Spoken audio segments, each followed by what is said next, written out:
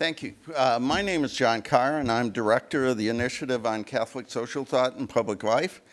We had a contest for the most boring name, and that won, but it actually describes what we do. We try and bring people together at the intersection of Catholic social teaching and public life. I'm happy to welcome you to this Salt and Light gathering here at the School of Continuing Studies. I want to thank Dean Kelly Otter and Jamie Kalovic. Close. Jamie is our friend and ally here. How many have never been here before? I mean, it's an amazing place, and it's a lot easier to get to than Georgetown. It's my honor to open this conversation, but I have to say I do so with mixed feelings. Someone asked me the first thing that makes me happy is that we have such a great turnout. And frankly, one of the best things the initiative does, we do three things. We do dialogues up at Georgetown. We do these convenings, these gatherings for young leaders and sessions for Latino leaders, and larger convenings, 2 or 3 day events. But the thing that I am most excited about are these Salt and Light gatherings. How many have never been to one of these before? Well, welcome. The theory behind this is this city is full of young, talented, smart Catholics who have come to change the world. And we believe your faith and the principles of Catholic social teaching can help you do that in your personal and professional life. I was counting them up. We've had 10 of these in the last few years, 8 of them here and 2 in the U.S. Capitol. And it's an opportunity for young Catholic leaders, young definition is under 40, to listen and learn, to discuss and debate how their faith and Catholic teaching can enrich their lives, both personal and professional. We've had senators and cardinals, we've had journalists and experts, we've had some heroes, and we've had some analysts, but most importantly, we've had lots of you. More than 1,000 young leaders from this city have been a part of this. And we do a similar thing for young Latino leaders over at St. Matthew's, and if you're interested in that, be sure to let us know. So that's a good thing, a great turnout on a tough night. Someone asked me how I was doing, and I said, I'm just great. My church is imploding, my country is in chaos, and my baseball team's not going to make the playoffs. We'll talk at a future Salt and Light gathering about the chaos in the country and the dysfunction of the city, but tonight we focus on the horrors and the harm coming with the clerical sexual abuse crisis. I'm not under 40, but I am Catholic, and for me, this crisis is personal, professional, and institutional. Just one example.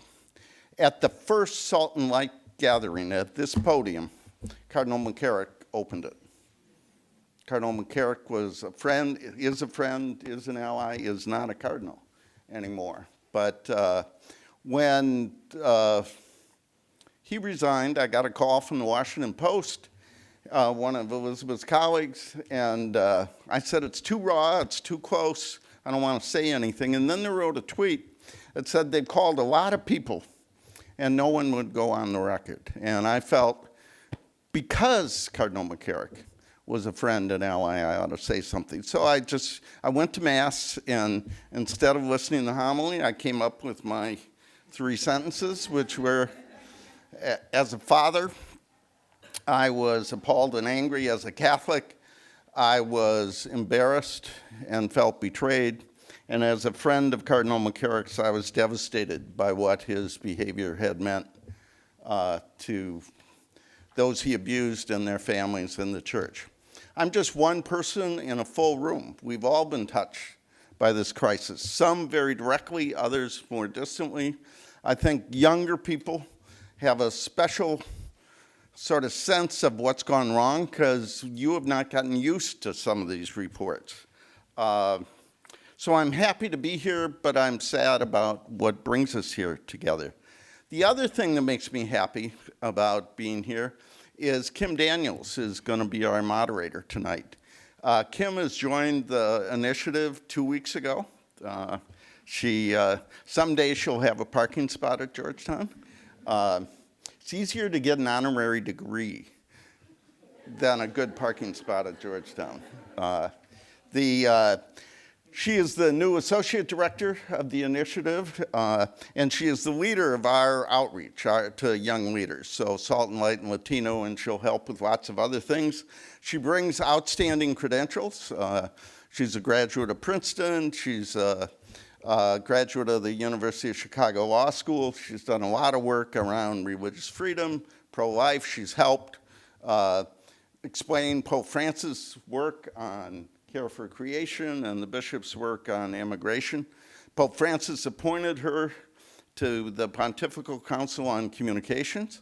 So whatever your job is, it's not that hard than helping the Vatican communicate.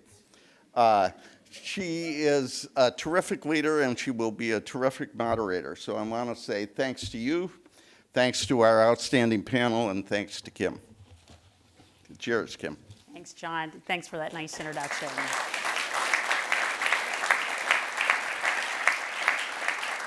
Listen, thank you all for coming tonight. And I want to be very clear, I'm sure it's already clear to you, that I'm not myself under 40. I'm just here to lock up when you all leave and make sure you turn off the lights and all the rest.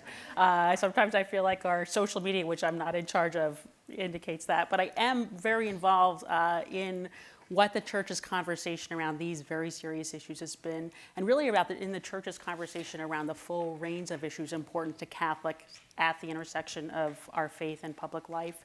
And because of that, I think it's all the more important that we bring younger voices to that conversation. I know when Pope Francis has talked about why young Catholics are important here, he's talked about qualities that people have when they're young, and it's tenacity, and it's hope, and it's joy. And certainly those are things we need more of today, all three of those. And it's especially important in this awful conversation we've been through this summer, right? I mean, I'll leave our conversation about the crisis really to our conversation with the panelists here. But just very quickly, I want to be clear that the Salt and Light Initiative is here for you all to make sure that we do our best to build community among Catholics here in DC, to build solidarity and unity in our church as best we can as that community, and to stand together in this really difficult time for our church. And so I'm open to your ideas about how best to do that. Is it going to be small group follow-up after these kinds of big events? Is it going to be mentorship programs or reading groups? Is it going to be Mass and Adoration?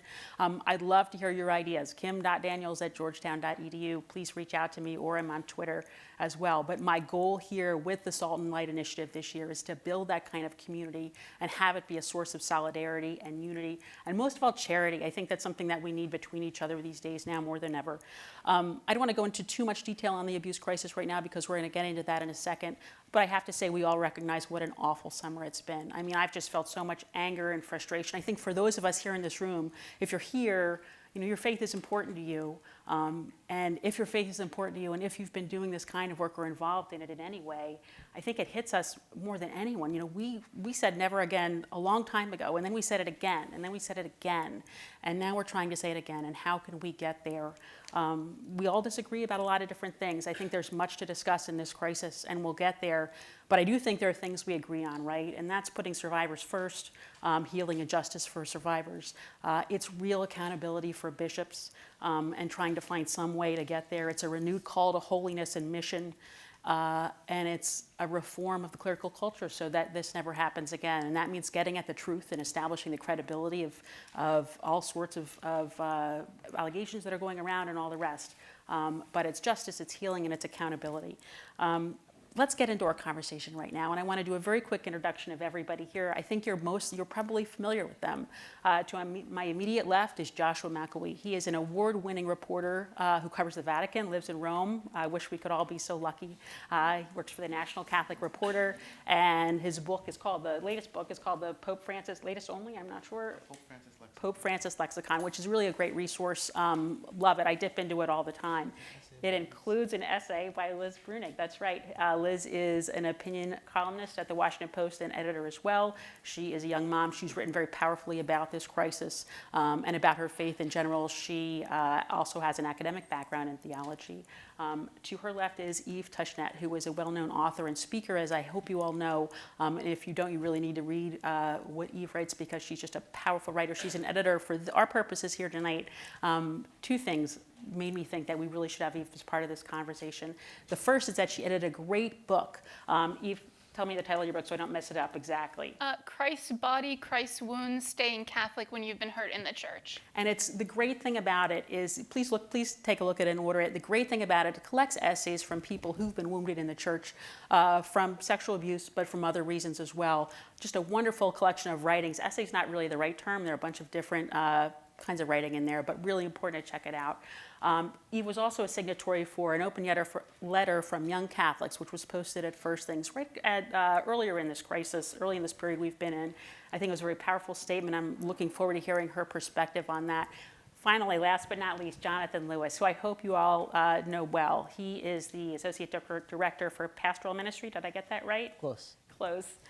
He's a new job title. He's at the Archdiocese of Washington and really has spent years trying to engage young Catholics in our faith here in D.C. And I'm sure a lot of you know him from that role. The role that's brought him here tonight in particular, besides that, is that he is the only American named as an auditor at the upcoming Synod on Young People, which I'll let him tell you about a little bit in a second. So with all that, let's get to it. First question, I want to talk to Joshua. You sit in Rome. You've been covering the church for a while. Tell us a little bit, situate this crisis, where we are right now, how it sits in the nature of our global church. Is this an American problem? Is it something that's more expansive? How it's affecting Pope Francis's pontificate, how you see it situated in that story. Yeah, well, thanks for having me. I'm really grateful to be with you. It's my first time in D.C. since 2015. I went to college here at Catholic U, Georgetown's little brother, I think I would call it. I'm very grateful to be with you. I've been very privileged to be in Rome about 4.5 years, to follow the papacy of Pope Francis very closely, up close and personal, to travel with him. I think overall it would be very fair to say it's been a pontificate of reform,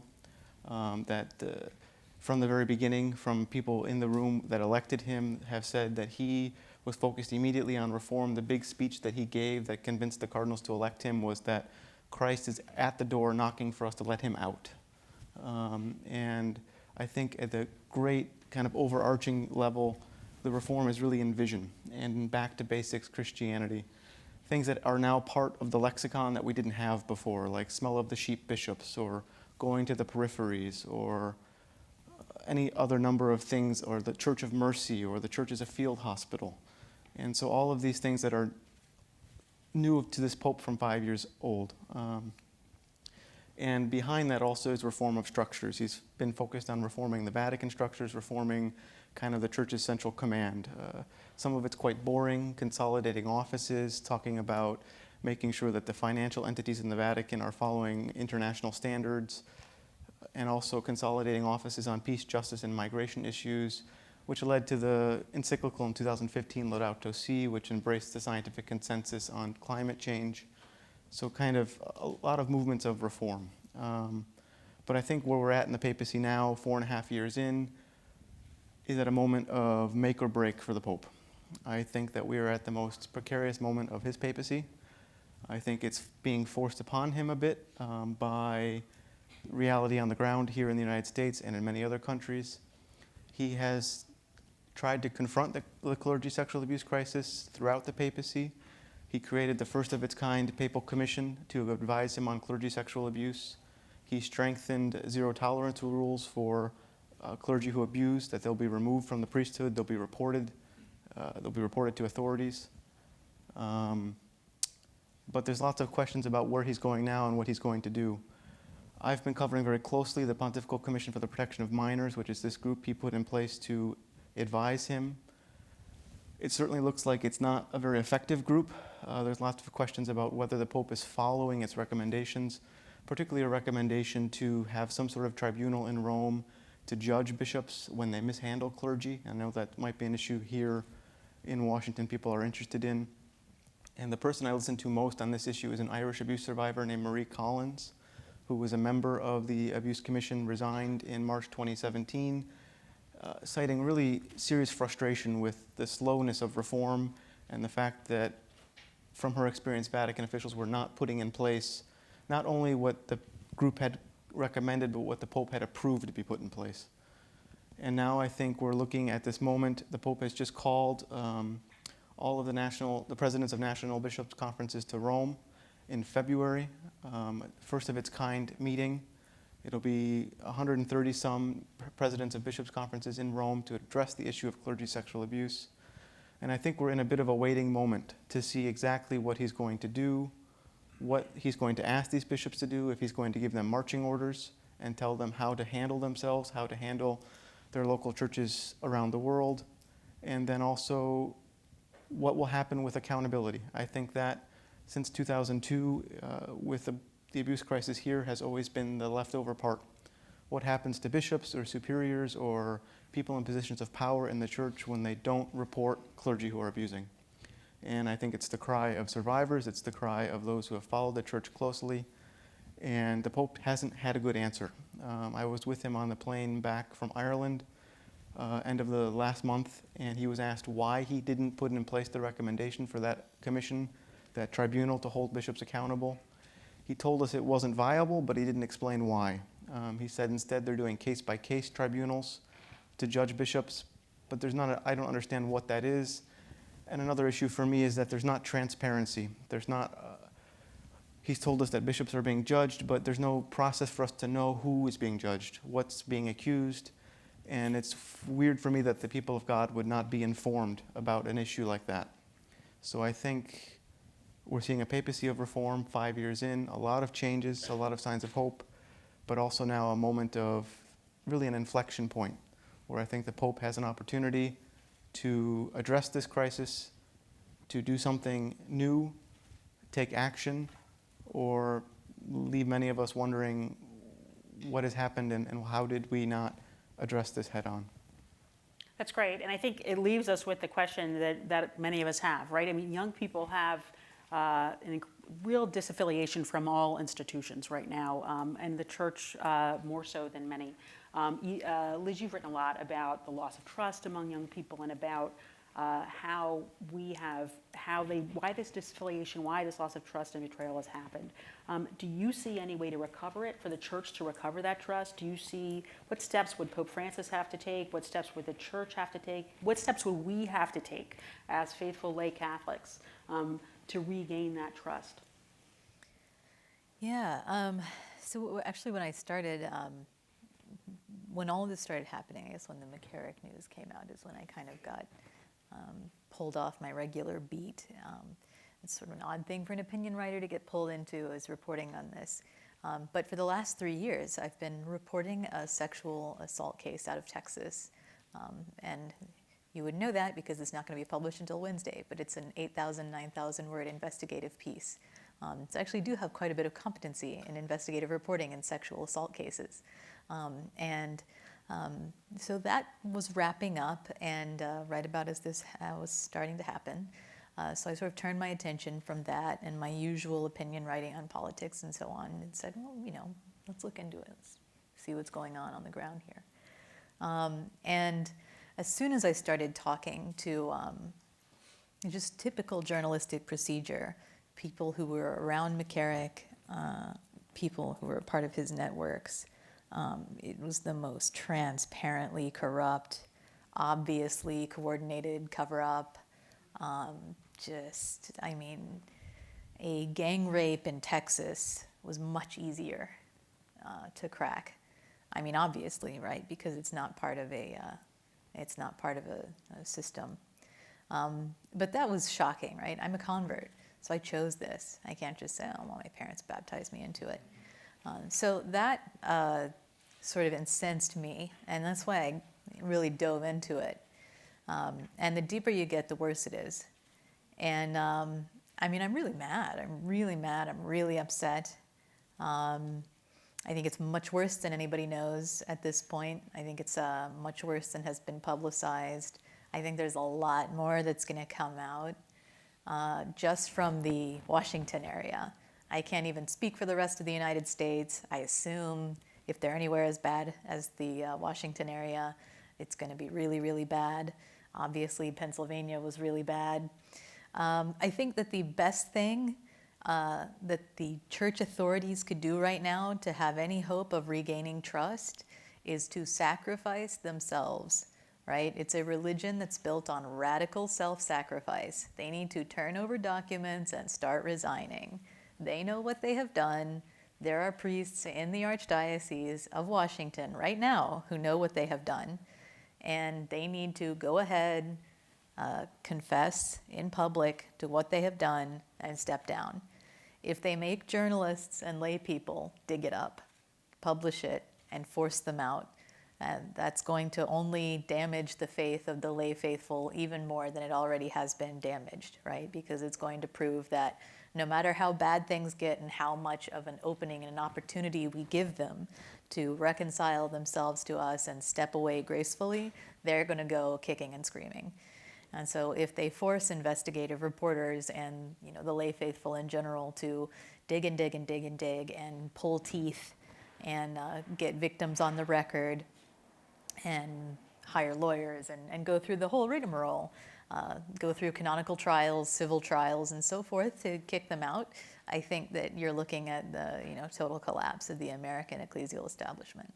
I think the only thing they can do, and I've had this conversation, people send me emails all the time saying, this is destroying my faith, this is killing me, this is taken away years and years of belief. A guy contacted me who's been an usher for 38 years at his church in New Jersey. He got up the other morning to go to Mass, put on his suit, and sat in his car.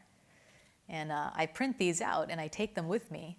And when I meet prelates for reporting purposes, I read them to them. And I'm like, this is what you're doing. This is what you're doing. Why won't you just confess? I confess all the time. Very regular confessor. Why won't you? I mean, it's been really bad at work, honestly. They call my boss all the time, and they're not happy about the aggressive interviewing tactics.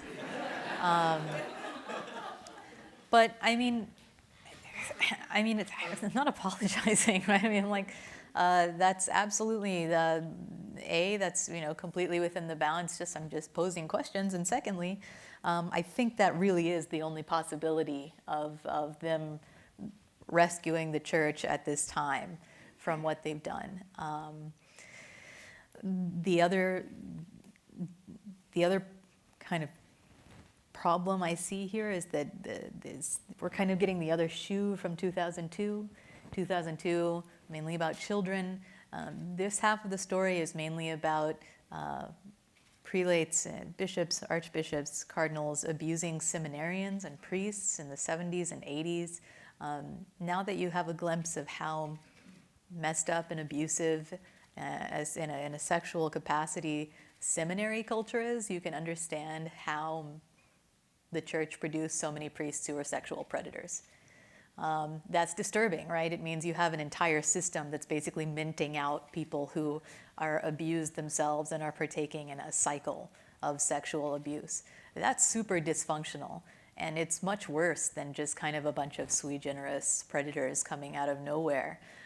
It means that they were kind of being created by the church rather than just finding their way to it. I think that's a part of the story that's going to come out. And I think that, again, the only way that you have any lay faithful stick around in good conscience after something like that is for the hierarchy to own up to it, to say, yeah, we did that, that was us, we're walking away, here's what we did, open all the files, and step down themselves. Otherwise, they obviously never had any real relationship with the religion. Sacraments are still efficacious. We have Augustine to assure us of that. But I mean, it's going to be so hard for people to remain affiliated. That's very powerful. I know, and I want to touch on two things you said. And the first is that before I say it, Monica Finnegan, who has done so much to make this night happen and is our program director, will be so mad at me because I have not mentioned yet that the hashtag is hashtag Crisis of Faith. So please be following that. Please be using that tonight if you're tweeting on this.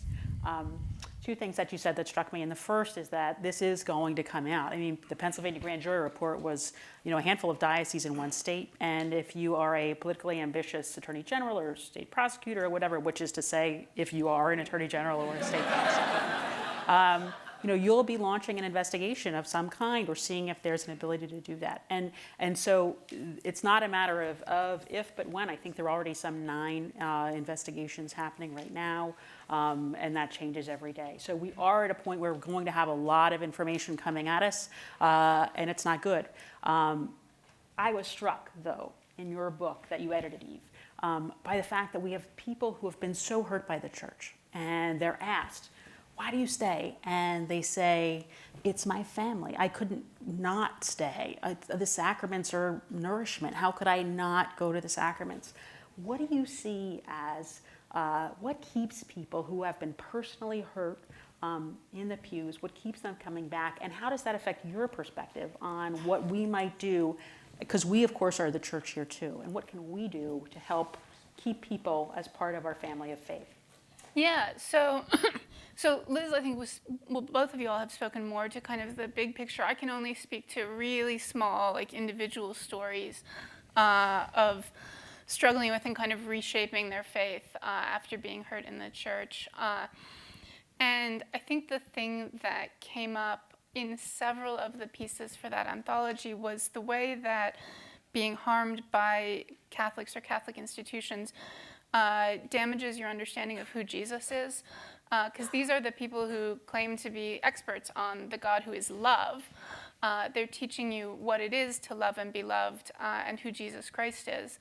And so for a lot of the people that who contributed to the book, the things that were really powerful for them in, I would say, reshaping their faith, were people who were able to reconnect them to an honest and true image of Christ. The priests who are able to do this have an especially powerful role. Several people in the book talked about how it was an encounter with 1 or 2 priests who were able to really hear them and support them that made a big difference. I think one of the biggest betrayals for a lot of people is not actually the initial harm, but the fact that then everyone rallies around the church as an institution instead of rallying around them. And so for someone who in a way represents the institutional church or the shepherds to come and actually rally around someone who's survived abuse or other harms makes an incredibly powerful statement that people do not forget. So I know most of you are lay people, but one thing this does mean is that if you know, because of your own experience, that there are priests who understand and who get where people are coming from and would be supportive, there may be other people around you who need that person in their lives. That's one thing that really helped. The other thing I think that helps people, although really anyone who is able to genuinely listen, take seriously what happened to the person, not put the public image of the church first, but to really sort of sit with them and be with them, is someone who can demonstrate Christ-like love and who people will begin to believe again that there is some real thing called Christ-like love that does not exist only outside the church, which I think is where a lot of people end up feeling like the only place I've been genuinely loved is by people who did not call themselves Catholics. So being someone who is not that sends a hugely powerful message. The other thing that several people have returned to, not only in the book that I did, but also Dawn Eden Goldstein is a writer who did a book called My Peace I Give You. I think the subtitle is Healing from Sexual Abuse with the Help of the Saints. And she looked to stories of saints, many of whom had experienced sexual abuse themselves, as models and as kind of a statement that you are a part of the body of Christ, that there is a cloud of witnesses, there's a community. You are already a part of the Catholic Church. And this experience not only doesn't separate you from the church, but actually connects you to certain people in it who will be powerful helpers to you and powerful supporters. And I think for other people too, finding those stories of St. Laura Vicuña or St. Josephine Bakita, Charles Luanga, many other people who in various ways have experienced sexual abuse and are now interceding for us in heaven is a powerful source of hope, a source that a reminder that, and in fact, a reminder of who Jesus is, since part of what happens in the crucifixion with the stripping that he experiences is precisely sexual humiliation. As with all activities that are forced on him to try to destroy him, they sort of went for everything. And so that too is a way in which your story becomes part of the central story of the Catholic faith and of the Gospels, rather than like a distraction or something that people have to, an obstacle or something that people have to shove under the rug. So I think those are on a kind of what keeps people around. Finding other people who know what they've been through, which often includes the saints, and developing a deeper relationship with those saints, and finding priests who can show them what a shepherd is and what a good shepherd is. That's great, and it leads right into what Jonathan does. I think you and I have both worked for the institutional church, right? And so to say that I've worked for the U.S. Conference of Catholic Bishops, or Jonathan's worked for the Archdiocese of Washington, seems remote and abstract. But the thing that I love about your work, Jonathan, is that you focus so much on small groups, on local parishes, and on a relationship, as Eve was talking about, with particular people. Because I think Benedict said, right, that's the way that's the way people come to the church, through the saints, through art, through the saints. And so I'm wondering if you can react a little bit to what Eve said, and then talk about, so in other words, how can we've been painted a very bleak picture, and it's true, it's accurate, about what's going on in the church. How can we here find examples of living saints? How can we find examples of community? I know that I've come to my faith through my parish that I've been a part of for 20 years, and my family finds it to be a home, and that's what I think of as the Catholic Church. Can you talk a little bit about that aspect of it, and then also about the Synod? Explain to us what it is, what you expect. People have called for it not to happen. Should it happen? What you expect to come from it? We'd love to hear more about that. Thank you, Kim, and thank you for the invitation, John and Kim, to be with you, and for the witness of all three of you doing the work of the church. And I think that's maybe a helpful starting point, right? It was, just 60, 70 years ago at the Second Vatican Council that the document Lumen Gentium articulated that the church is the people of God. And we sort of assume like, oh yeah, I learned that in sophomore year of high school. But that was a new concept. And I think it's a really helpful starting point for us to reframe what is the church. Not in opposition to an institution, but in co-responsibility or collaboration with an institution as a starting point. And I think Eve was so precise in talking about the role that witnesses give to this experience. And so we've seen very violently the power of witness this summer in the power of unfaithful witnesses, haven't we? We've seen people who have destroyed our faith and hope by how they've lived. And to me, it raises up all the more the importance of each one of our witnesses in the life of the church. That what we can offer is the only thing we have, which is our life. And that really matters. We're not inconsequential in the life of the church. We're actually essential in the body of Christ, the life of the church. And it's very easy, I think, for young people, especially in a transient city like DC. How many of you are new in the last 3 years in this city? Probably most of you. To think it's okay to be anonymous. It's okay just to slide in the back of church, to sit in the back pew. There was sort of a Twitter war going on yesterday about whether or not people should sit in the end of the pews or whether or not the end of the pew is not the right place for people. And it's like, we have to commit to a church. We have to recognize that our witness matters. And I think that's been totally lost in a modernist culture that assumes we're simply consumers to take something. And they say, it takes typically about 50 or 60 years for the implementation of a church gathering, a church council to happen. And I think maybe this crisis is breaking open this understanding of the role of the laity. John Paul II wrote about this. The Second Vatican Council had a whole document on the role of lay people in the life of the church. And I think we're seeing that beginning to bear some fruit. I certainly hope so. And so I think the takeaway from this is that relationships matter and our authentic witness matters. And the witness is to holiness and nothing less. and to settle for nothing less. I know my personal reflection, especially with the scandal of Archbishop McCarrick, has been that it's not acceptable to give Jesus everything except a little corner, right? It's easy to demonize people, but as Flannery O'Connor says, we're saints and hogs and saints both, right? That's each of our experience. That's why we go to confession, right, Liz? And so we each have this experience. It's not sufficient for us to give most of ourselves to God, to let the curtains open and let the light in to most of our lives, but to do so wholly, so that we can be holy. And I think this is precisely, Kim, the topic of the Synod, right? Young people, the faith, and vocational discernment. As a brief background, a Synod is a gathering of bishops. Pope Paul VI set up this structure, this gathering style, every 3 years after Vatican II. Basically, so the bishops can talk about a different topic every 3 years. And this is the first time ever, probably ever in the history of the church, maybe since De Catechizandi Rudibus, right? Liz and St. Augustine writing about the formation of young people, that we're actually talking about young people in the life of the church. And so I think it's really exciting that we're young people, and this is what the church is talking about. And some people, though very, very, very few, have said, oh, we should postpone this, we should cancel this. And I think that's 100% the wrong message. There has never been a more important time for the church to look directly at young people and listen first.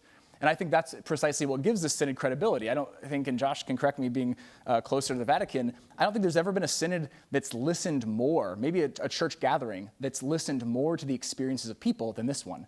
Not only did every diocese worldwide, every bishops' conference worldwide put together a document of listening to young people that was a part of the process of this development, but the Vatican and Holy Father gathered 300 young people, 4 of whom were from this country, to go to Rome in March and have a pre-synodal gathering just with young people. This is pretty unprecedented in the life of the church to predicate such an important gathering based upon the lived experience of people. And I think that should give us much hope, not only that we're listening to young people, but also that we're looking in the right direction. It's very important that people like Liz are doing the work of investigation to look back 50 years and to understand what our history is.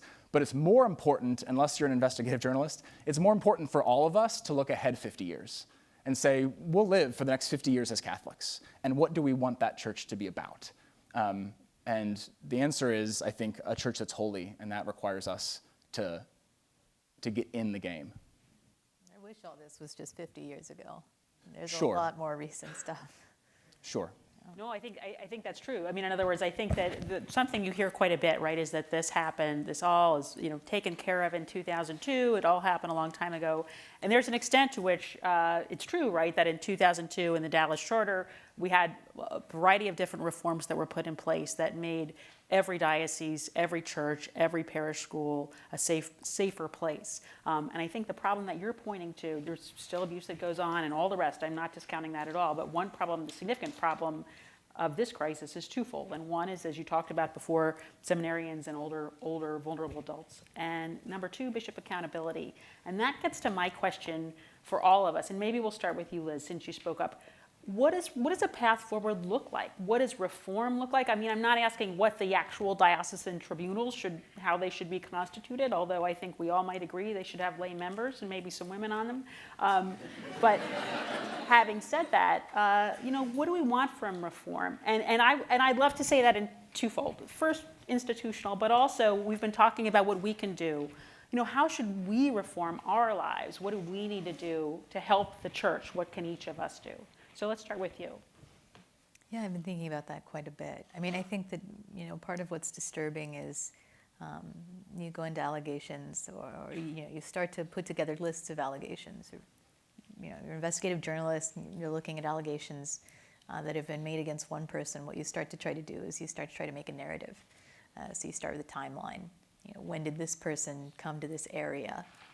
And then you start putting together dates. Does it hang together? Is there a pattern that emerges? Right? You start fact-checking yourself, fact-checking the other people that are making allegations. You go back to other people, what you start to see, what I have started to see, is that it's nearly impossible to get taken out of a role of significant power in the church once you are in it, right? I mean, so if you are an archbishop or a cardinal, you can get kicked out, but more often than not, you just get moved around or you retire. Do you see any hope in Bransfield and Bishop Bransfield and Bransfield retired. Right, but so in other words, obviously that process moved forward. I'm just asking. I mean, I'm just wondering if you see an increased pace at all, or is that a sign, or is it simply a token? Well, I mean, I think it's good to accept the retirement of a 75-year-old person for any reason, especially when they have multiple allegations of abuse pending against them from their time as rector of the Shrine of the Immaculate Conception, among other posts they've held. I think people would have felt a lot better if it had come a long time before that, especially the people who were at the subsequent posts he held. You know, and so that would be one path forward, you know, is to be more proactive.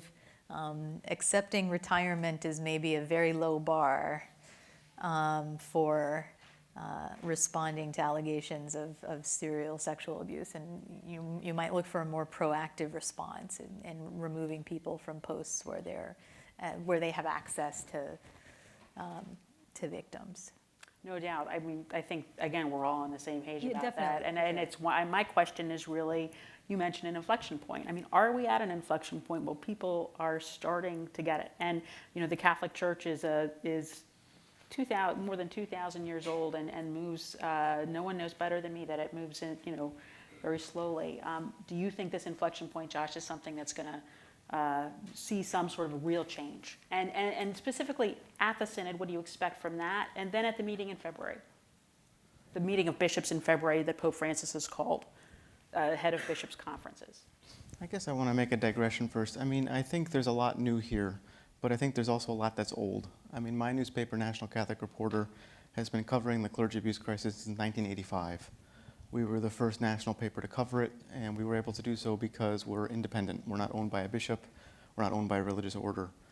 And I think some of what we're seeing, for some people, might seem new, but it's not. And we're just learning about it again. And there was talk here about the fact that attorneys general are going to go forward and pursue these cases. And I think there's a real danger. My fear is that we're going to see this every 5 years. And that every 5 years an attorney general is going to figure out with perfect clarity, perfect reason, that this is a good issue for them. And that there's merit in making their name off figuring out what happened in the church in their area. And there's nothing wrong with that. But I think the real problem with the post-2002 church is that we never had the pull off the Band-Aid moment. Mm-hmm. So we never had the moment to say, what the hell happened? How many people were hurt? How did it happen? How was it empowered? How was it not stopped? And there's several models. I mean, the model of the Australian church, they just had a royal commission into institutional sexual abuse, and not just in the church, but in different areas of societal life. And I think there's lots of questions about how that could happen in the United States, because I don't think it could be a government inquiry just because of the First Amendment. But is there a way to do that? It would cost millions of dollars. It would take years and years. Is there a way to have that moment so that we can all come together and say, this is what happened? And we know what happened, and there's some sort of process for learning from it, that a report is written, it's given to whomever, the findings are made public. Just like it's happening in Australia, where the commission made a report. It said these are the real problems the church has, and the church can ignore it or not, but that's what the commission found. And I'm wondering if we're going to have that moment as a U.S. church, and if as a journalist like Liz covering the church for a long time, no institution can police itself, especially the church. It's up to people outside of it, the state, independent inquiries to do it. And so I think it's just got to be done. And we're waiting to see who's going to take up that role and how it could be done. I don't think attorneys general is the way, because I think it will take forever and it will be a slow trickle. I'd rather let's have the moment where we figure it all out right now. It's an interesting question, and I think one of the things I think about when I listen to you is that, in a sense, things you're calling for have happened, but not really. So bear me out for a second. In 2002, we had the National Review Board a board of lay Catholics. We had John Jay reports. We had things that came out that seemed to be like what you're describing, and yet the Band-Aid hasn't been pulled off, as you say. At the same time, there are clear issues with this kind of piecemeal, government politicized looks at the church, and yet we need to have an investigation that has real investigatory power. One thing that I see is that, and maybe this is my next question, is that when you look on social media, when you look online and see how people are talking about this, it's not always the case that they're careful journalists like those of we have sitting here on the panel today. A lot of times rumors are flying around, they get amplified, people aren't really looking into these allegations, and they get multiplied, and all of a sudden they're out there. How do we conduct some kind of how do we have something that brings some sort of closure? Where does that have to originate, number one, in our church? I've had a listening session in our parish that was incredibly productive and cathartic and wonderful. So what's the broad view of where we can start this big picture, and then what's maybe narrow it up a little bit, and how can we do that in our local Catholic communities, whatever they may be? And Eve, why don't we start with you, and then maybe you, Jonathan? No, Jonathan, we'll start with you, and then to Eve. How's that sound? She gave me a shake of her head, like, no. I mean, I think those are great questions that we can begin a dialogue about. I think the thing that I'm mindful of is that two things can be true at the same time.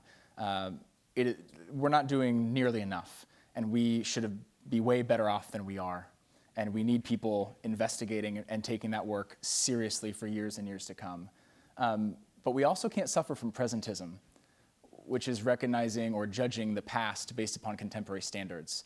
And both of those things can be true, and that is in no way a defense of status quo. But I do think it ought to put in context the moment we're in, so that we can move forward aggressively. And so I think, to answer your question, I've been really edified by a number of bishops across this country who have advocated just for what you talked about at the beginning, for a lay board in collaboration with bishops, or co-responsibility. I think that's the moment we need to move to, and sort of maybe that elephant in the room that wasn't addressed in 2002 is this culture of clericalism, of protecting the brand against all else, and that was a preeminent virtue. And I think we've come a long way culturally from the 1950s, 60s, and 70s, where if a teacher did something, the parent would smack you and say, "Don't ever say something bad about your teacher again." I think we've arrived at a different moment where we expect a different level of honesty and transparency, and that's a good thing culturally that we've developed. And I think we should need to continue to develop in that direction.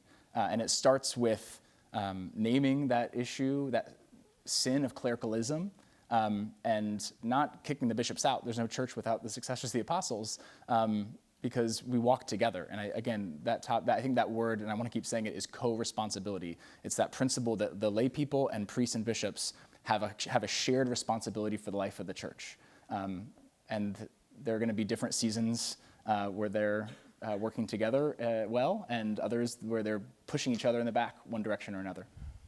I think that's right. To me, here's what makes Catholicism distinctive, right, is that you can't be Catholics alone. We're Catholics together. We are a relational church. It is about living in community. It's about solidarity. And to my mind, that's very key to how we as Catholics have a distinctive response to a crisis that we see in a lot of different institutions, right? That we walk together, as you say. And so to me, walking together, what can we do? And maybe we'll start to shift a little bit there to that part of this conversation. What can we do as Catholics, in particular young leaders here in the audience, young Catholic professionals, to start walking together on this issue? We've talked a little bit about focusing on mission, and by that I mean the mission of the church, the Beatitudes, living the gospel, focusing on holiness, keeping close to the sacraments. Eve, how do you see those things in people's lives as they heal from what they've suffered? How do they try to recover that? Do they keep it close? How does that work? I mean, if you're asking how people kind of maintain their faith, I mean, I think people take very different paths. Some people have, like a lot of people, I think, go through this for many reasons, of having to learn that the Catholicism that you grew up with, or the Catholicism of the people who brought you into the church, if you're a convert, is not the only Catholicism out there. And so, one person who wrote for the anthology was basically not able to go back to Roman Catholic churches and had begun attending a Byzantine Catholic church. I mean, yeah, in terms of what individual people, like people in this room, kind of can do, the two things that come to my mind, and this probably reflects too much of my own personality and spiritual life, are first to assume that the institutional church or the leaders of the church are going to not do the things that you desperately hope that they will do. Like, I just think you can't. It seems like a terrible idea that's setting yourself up for devastating losses. I think you have to assume that they will do whatever you think the worst thing is that they could do, and then ask yourself, in light of that, what is my faith? What do I have faith in? What is the church? What is the body of Christ? Like, where, and look to that. As a practice, I would say Eucharistic adoration has some uniquely relevant or appropriate aspects. One is that you don't have to do anything. You can just be there, regardless of where you are emotionally. If people are at a place where they can't go to Mass, where they do not want to be around a priest, where they are going to cry, angry crying in the Adoration Chapel is like the most traditional thing ever. Your grandmother did it once too, right? That's right. And, I mean, not my grandmother, but, and no one is going to make you express praise or anything else. Wherever you're at, you can be with Jesus in his most helpless form and be in contact with him. That's not going to work for everybody. That's not everybody's spirituality. But I do think that they're, especially at a time when many of the things that once attracted people to the church or defined the faith for them now become points of pain. Stepping a little outside our round of Sunday Mass, and yet being with Jesus in the Eucharist can be uniquely powerful. That's an instinct. I don't know if that... Do you have any reaction to that, Josh? Well, my reaction is to something that Jonathan said, if that's okay. Sure. I don't really think I agree with this notion of co-responsibility. I just don't think it exists. I think all power in the church is located with the bishop. And the bishop has extreme authority to do whatever the heck he wants. I mean, I helped get a bishop fired.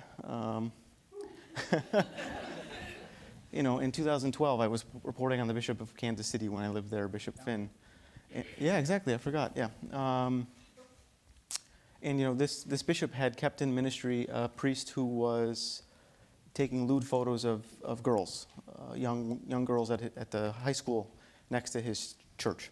And he didn't do anything about it. Not only did he not do anything about it, but I came to learn that there was a principal at the school who had written a rather lengthy memo describing what this priest was doing and sent it up the chain, and nothing had happened. I don't think there's co-responsibility. I think there's just responsibility, and it's with the bishop. And we're all members of the church. We're all part of the body of Christ, however you want to put it, but the bishops have the power. I think as a counterpoint, Josh, I don't disagree with you that's a fair point. I don't think we've lived into that theological reality yet, but for the historians in the room, name a period of reform in the life of the church where it was the Pope or the bishop who took the primary leadership role. Look at the women religious in the history of our church. Look at the women and the implementation of those always follows the laity. And so I agree that we're not there yet, but I mean, dare we to hope? Well, let me sort of disaggregate that a little bit. On the one hand, I think it's true to say, right, that right now, I think it's really a moment to be focusing on the responsibility of bishops. I mean, I think this is a moment where it's time to focus on accountability of the people who have been responsible for what's going on. So there's one thing that talks about accountability, one piece of this.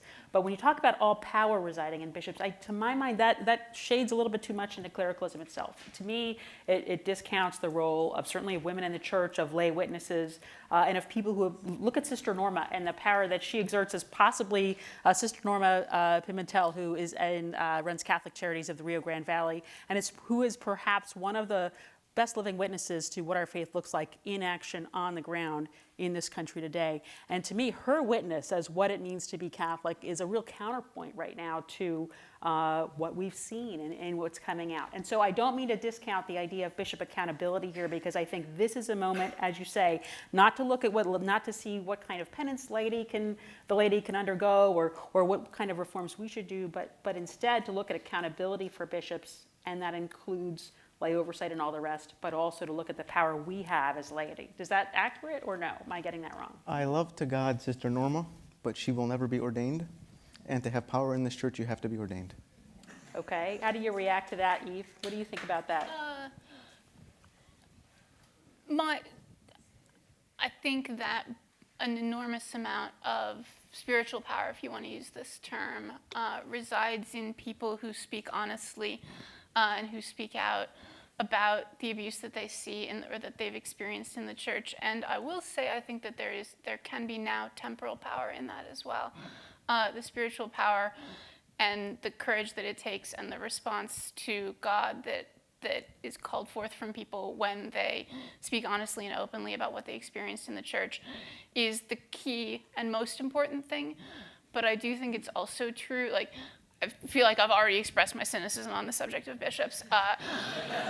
The way that they will move is if they have to, and the only way that they have to is if laity speak out. That is our power, right? That is actually a form of power, adding our own voices, especially those of us who are able to come forward as witnesses in the legal sense, as well as witnesses in the spiritual sense. Think of the power of a Eucharistic procession of laity. There were just thousands and thousands of lay Catholics who marched in the streets, I believe it was in Ireland. And you have that power as laity coming together, and it's a witness that we have in our individual lives and together. What's your reaction to this conversation, Liz?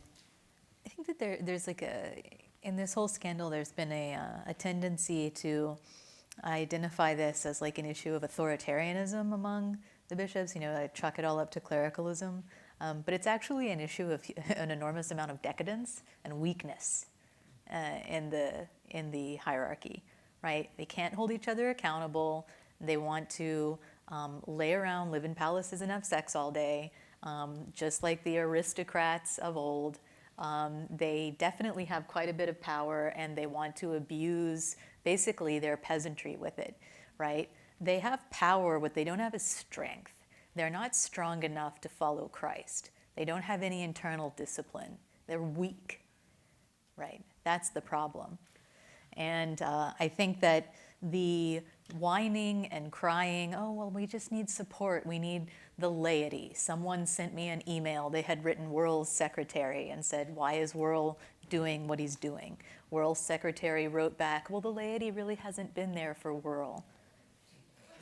And a lot of stuff like that. And every time I hear these conversations about like, well, the laity needs to be cooperative. The laity needs to be pulling its weight. I'm like, if these guys wanted to vote, they'd be Presbyterian, right? They're Catholics. They're your flock. They're here to worship Christ. They're asking not to be leaders. They're asking for leadership, right? They're not asking for the bishops to delegate more. They're asking for them to do what they're supposed to do, which right now they're much too corrupt and weak to do. And so, I mean, basically what you need is an inquisition. You just need to figure out why 70-something% of them, and this is a completely made-up number, are too corrupt, too decadent, completely unfit for their work, and you need to replace them with people who are capable, strong enough to follow Christ. And then the laity will follow. So let me jump in and say a small word against the Inquisition for a second. To my mind, I feel the anger and frustration of this moment again. I think certainly as much as anyone. I have 6 children who are in Catholic school. I mean, the idea that the abuse crisis isn't very close to my heart is simply wrong. And at the same time, I always find it very hard to talk in the abstract, to talk about they, the bishops.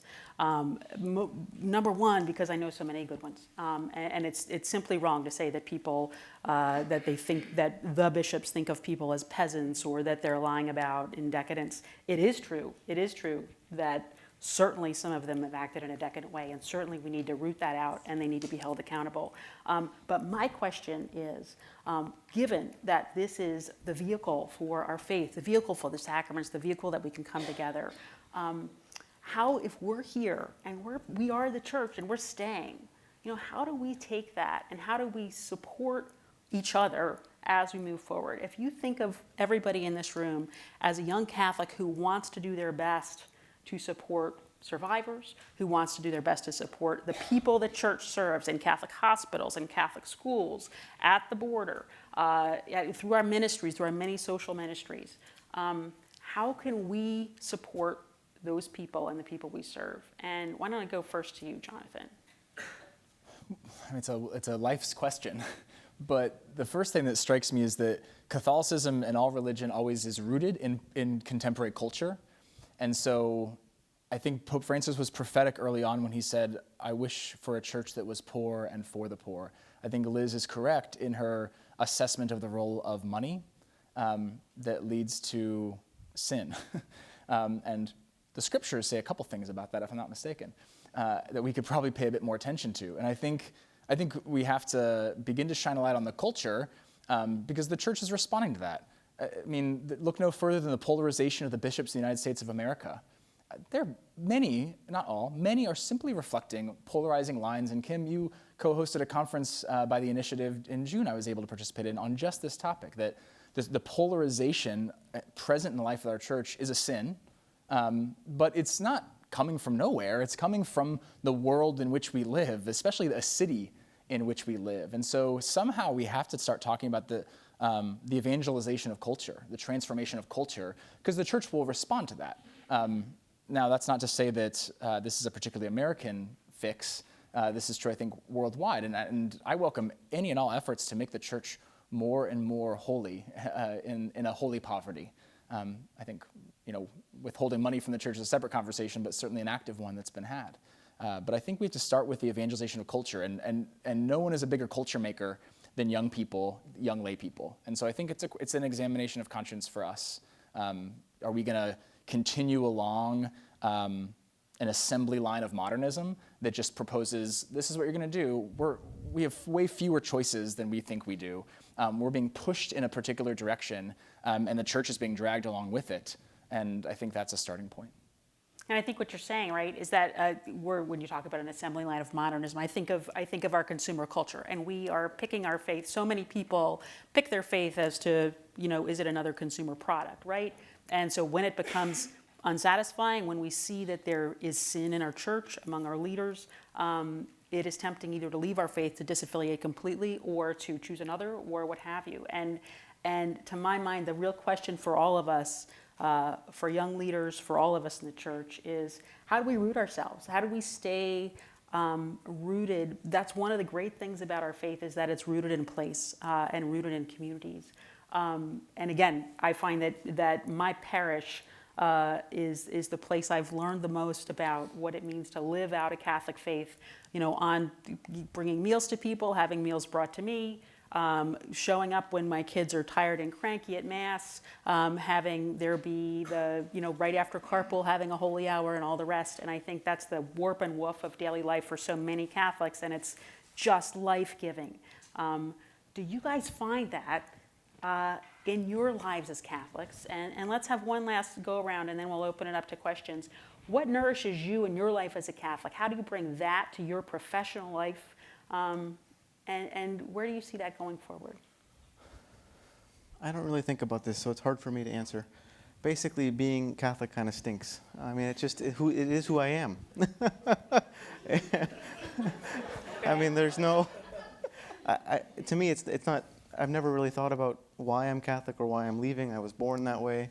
I went to Catholic University. I got really into studying theology, Catholic social teaching, the recent papacy, the example of Dorothy Day, of the Catholic worker movement. There's nothing dramatic about it. It's just who I am. And when you read Dorothy Day, I mean, I went through a period in my life where I read everything. And I felt like that was so nourishing and encouraging to me to have that person who was such a radical witness to our faith and who was able to live in a time in which she thought everything around her was awful, just like we're looking at now. When you read that, is that nourishing to you? Do you come at it from an intellectual place, or is it something else? Well, she was a bit of a curmudgeon. And it sounds like maybe that's...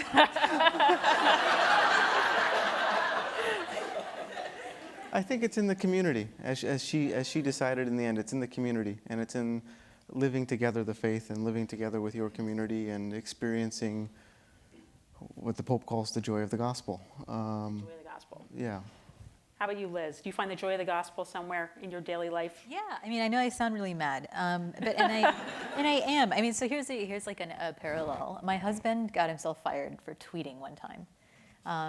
He's a very spicy tweeter, and it was 2016, and it was during the Democratic primaries, which were very contentious. And he was a Bernie guy, and he was fighting with someone from the Clinton campaign, and he got himself fired from his government job, right? I was 38 weeks pregnant.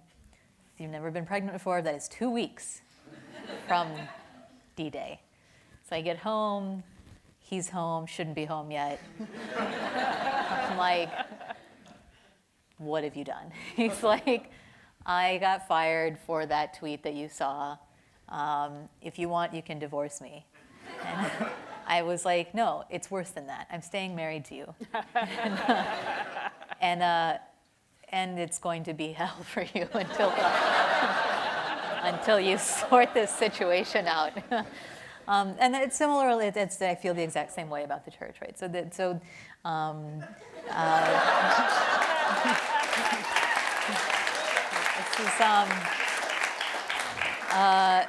obviously much more serious than getting yourself fired over a tweet, which we can all laugh about in retrospect. It's much, much worse than that. But it's like Peter says, where else would we go? I can't go anywhere else. This is right.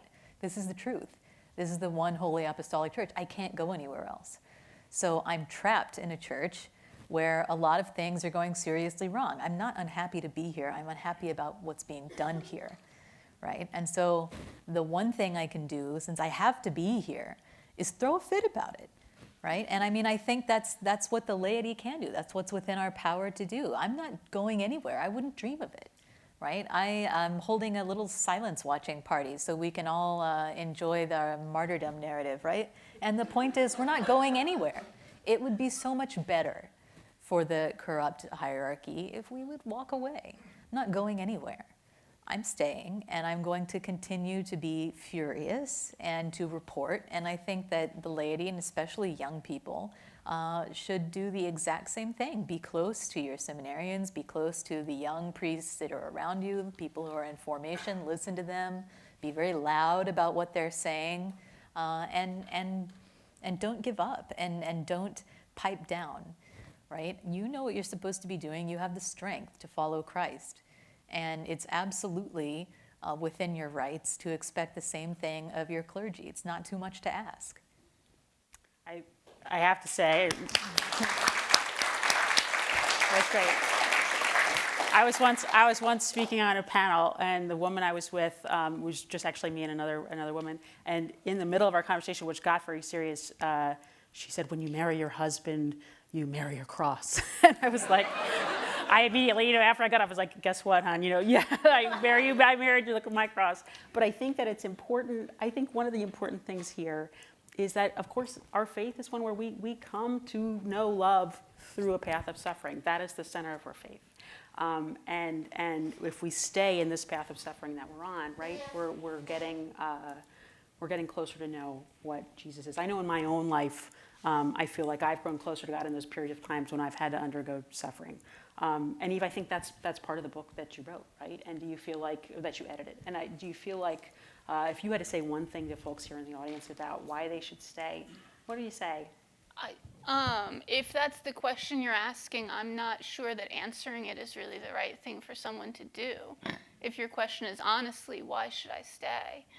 I think the way that people answer that question for those around them is by living a life of Catholic faith and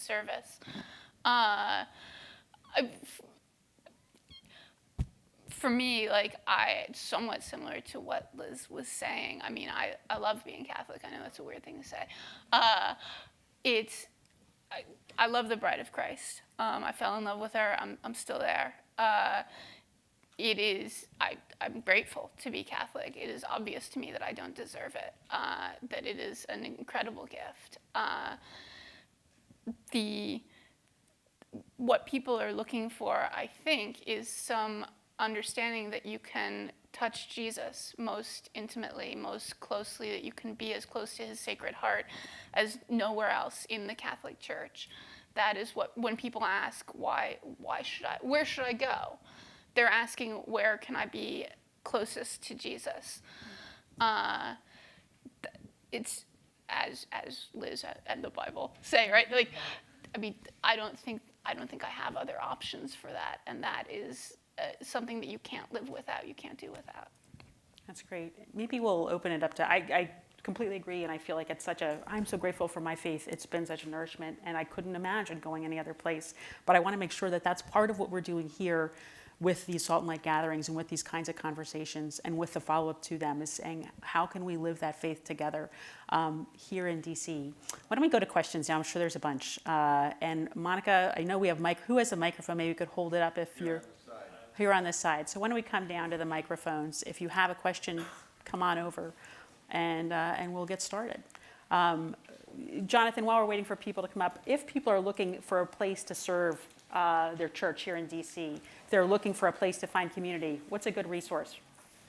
The first thing I'd recommend for young professionals in the DC area is just get connected to our communications to hear about what's going on. The best way to do that is on our website, dccatholic.org, or on Facebook, Twitter, Instagram at dccatholic. That's just a great way to find out what's going on. You know, we've got 140 churches in our diocese. We've got about 15 parishes in DC that have ministry for young professionals and opportunities to get involved in faith and life, in addition to great organizations like the Institute for the Catholic Social Thought. But check out what we're doing at DC Catholic. We host a monthly Theology on Tap. It's a great place. Liz has spoken, Eve has spoken in different places across this diocese on that. Josh, if you come back to Rome or DC in the next 3 years, we'll invite you to speak. Kim's spoken even. Heck, this is like the lineup here. So you see how good it is. But dccatholic.org. Great. You know, we have so many questions and we only have a little bit of time. So what I'm going to do is ask the first two people in line to ask your question, you, and then we'll go with both those questions, and then we'll shift over here, okay? So you all first. Go ahead. Thanks. Hi, I'm Rachel Schmidt. Thank you, everyone, for being here today. I'm wondering if the appropriate question is, why should we stay? And Eve, I'm particularly interested in what you have to say, because you know so intimately so many people's stories who had every reason not to stay. And maybe God is calling people elsewhere. And so should the focus on being like, why do we stay in this institution? Or how do we find community and follow the will of God in our own lives, rather than, if that's part of the church, great. If it's not, okay. But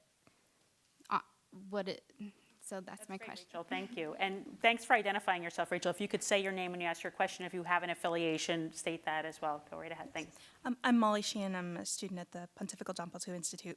I'm wondering, so there's a meme going around saying that I'm not Catholic because of the bishops. I'm Catholic because of Jesus. But I think like that seems really reductionist, because we are Catholic because it is Jesus established a church. So how would you respond to that, and how would you say we reformed this institutional church that Jesus founded?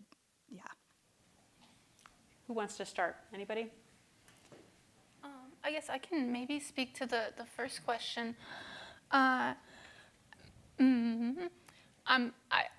tried to express a great deal of hesitancy about trying to tell people why they should be where they should be.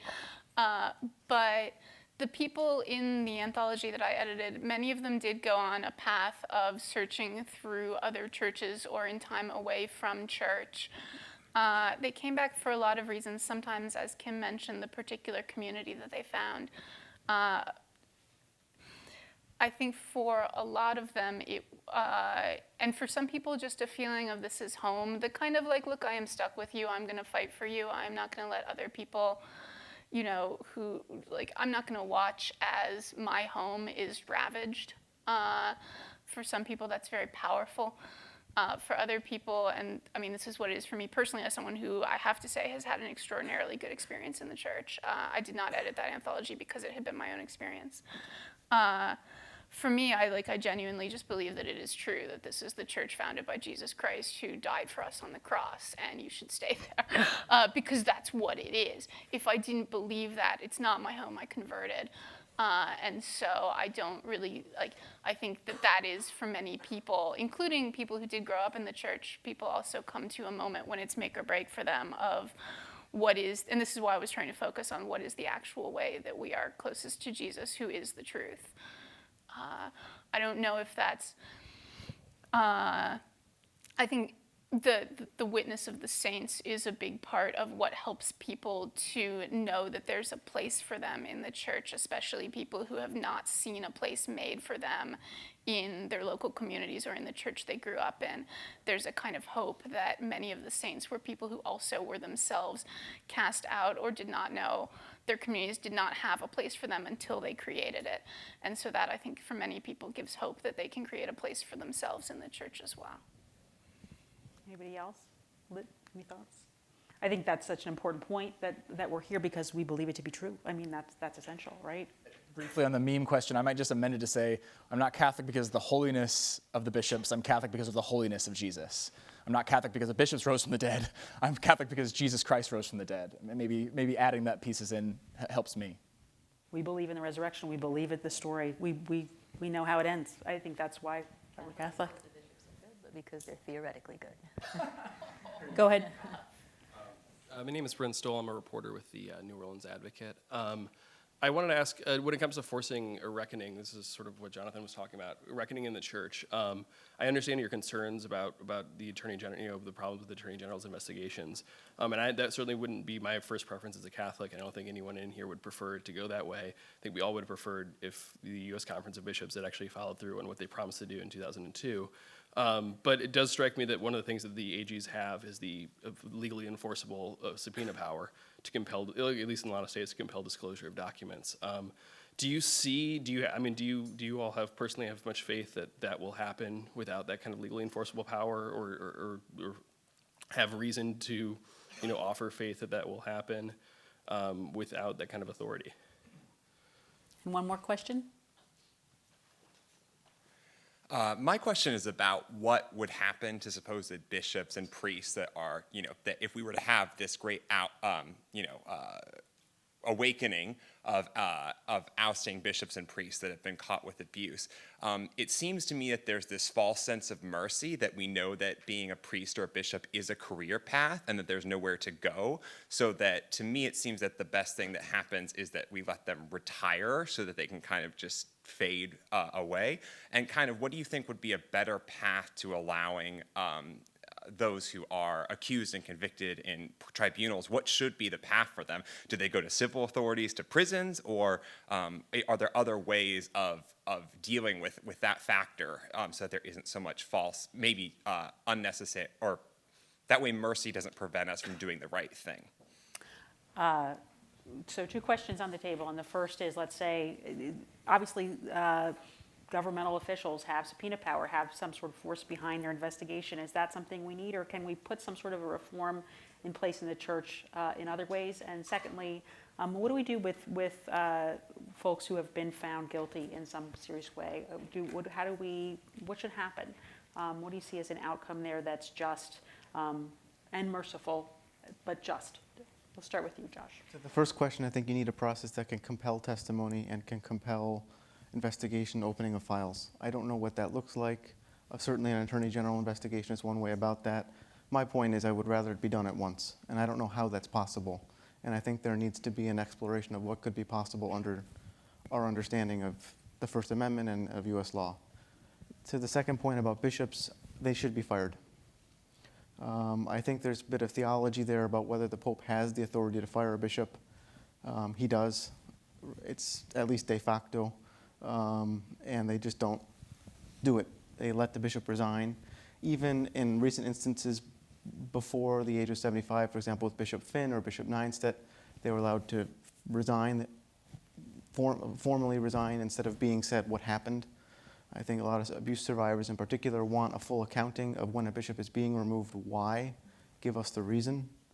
In terms of whether to report that to civil authorities, I think that would depend case by case. But certainly that should be on the table in terms of if a bishop, certainly if a bishop has abused, there's no question there. But if a bishop has done something wrong in terms of whether moving around a priest or whatnot, and certainly U.S. authorities are no longer afraid of prosecuting bishops, that will happen.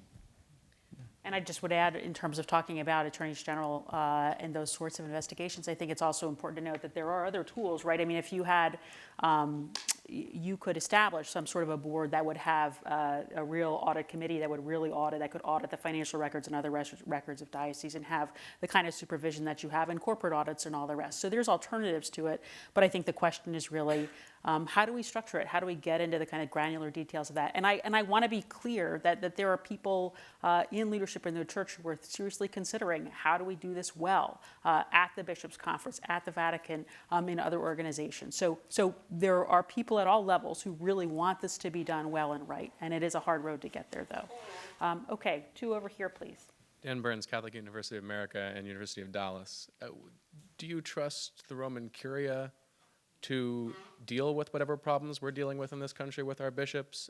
How could the process by which we get our bishops be reformed? Could American clergy have more of a say in the election of their own bishops?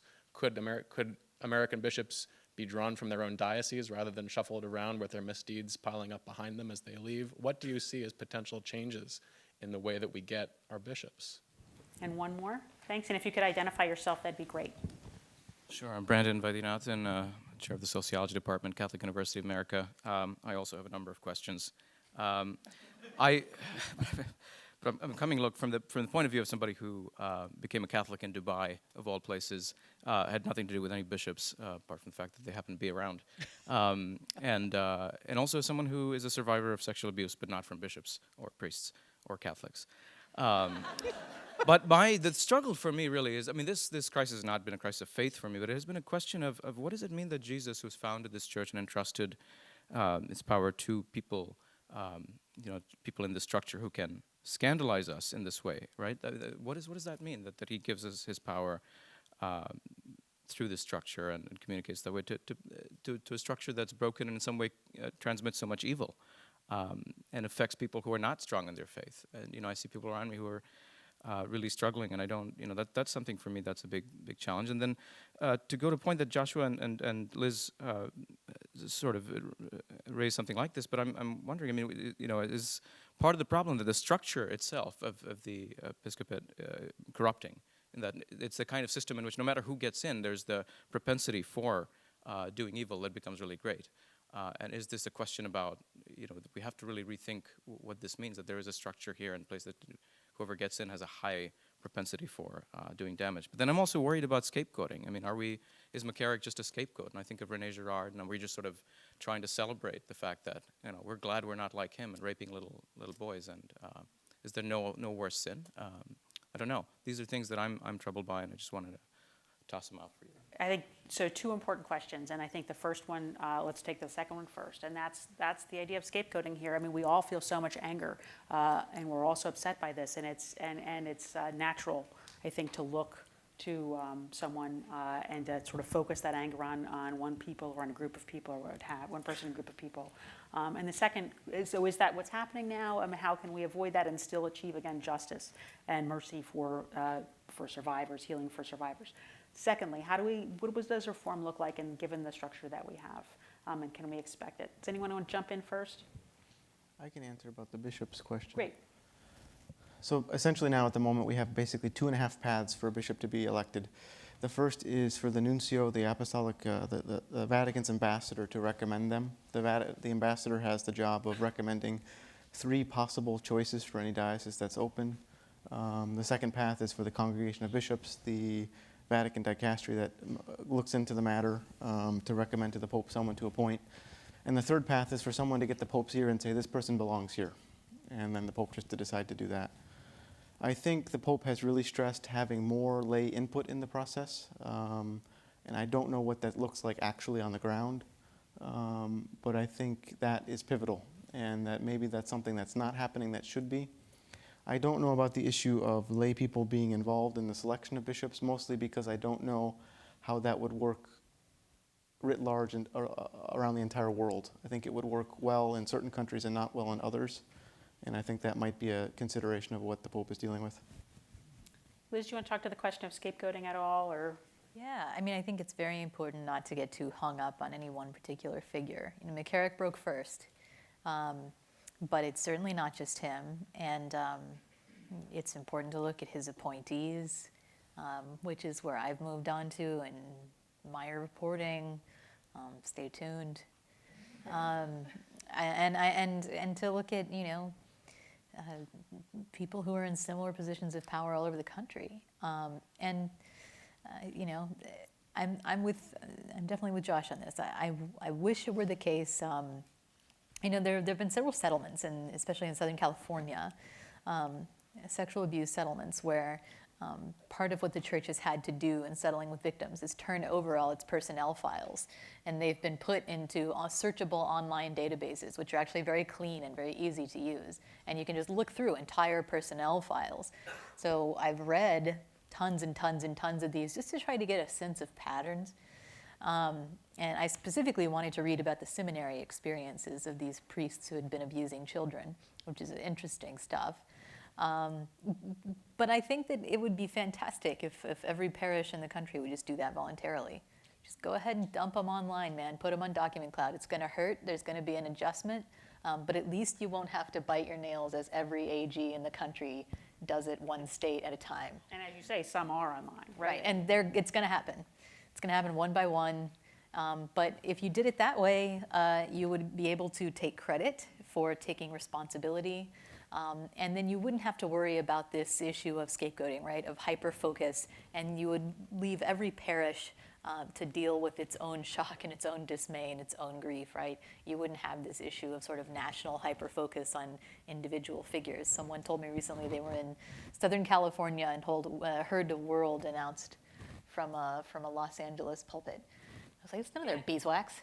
Announce them from my own pulpit. Right. I think it's important to note there are bishops like Bishop Persico in Erie, I think, and you think of Pennsylvania, who did open his files, who has been very welcoming and open, and they're the ones who I feel like are doing the right thing. Looking really good. Well, and not only looking good, but doing good, right? And I think that's important. I think it's important to say that. Jonathan, what do you? I'm going to ask you one last. We have a lot more questions lined up here. I'm going to use the moderator's prerogative and ask one last question of Jonathan, and then give you a little bit of information because I know that people have to get going, and we're at the end of our time. Can you just wrap up very briefly? What are you going to take from this conversation to the Synod when you go? You've listened to a lot of young Catholics' questions here. You've listened to our conversation. What do you think is your takeaway? What would you like to tell people, tell bishops who are gathered there, from this experience and from your experience with young people in the Archdiocese? Yeah, well, I've got 4 minutes, and then they cut your mic off at the Synod. So I'm currently working to try to figure that out. Right. I think, and in the beginning drafts of what I'm going to say, is that I bring with me the hurt and the suffering and the scandal of a church, and our local church, the Church of Washington, and of a country that is scandalized by, heck, I can read it, my draft, I've got part of it here. This is working draft, so forgive me if I change some things, Pope Francis. I carry with me today the pain of young people from the United States who have again been rocked by the scandal of clergy who are not transparent and faithful to their call to holiness. As a generation, we've grown numb to these counterfeit witnesses in society. We've never known a world without sexual abuse by clergy. We've never known a world without terrorism, racism, gang violence, and opioids. Young people turn to you, the successors of the apostles of Jesus Christ, and ask, is there more to life than this? Is it even possible to live like Jesus? That's wonderful. Thank you. I want to thank you all for being here. A couple things very briefly. I mentioned earlier, we're all really open to your ideas about how to take this effort forward, right? What can we do beyond these big events? What can we do as a group to try to carry this conversation forward? So kim.daniels@georgetown.edu. Please share contacts, anybody you know who you think might be interested in coming. Please share any ideas you have. We have another event next Tuesday night on the 25th of September at Gaston Hall at Georgetown. on the abuse crisis. It's going to be Robert Bennett, who was a Washington lawyer who was on the first review board, the first National Review Board. Karen Tumulty, who was another Washington Post columnist who's also written very well on this and is a parishioner at Blessed Sacrament here. Kevin Burns, who is a survivor of sexual abuse and is a lawyer who's very involved in this process. And Dawn Goldstein, who Eve mentioned earlier, who's written a book on this and is a theologian herself. Please come to that. We'd love to see you there. Most of all, we would love to see you guys upstairs. There's great food. Georgetown has great food at these things. Beer, wine. Please come and continue the conversation upstairs. Thank you so much for coming, and please thank our panelists.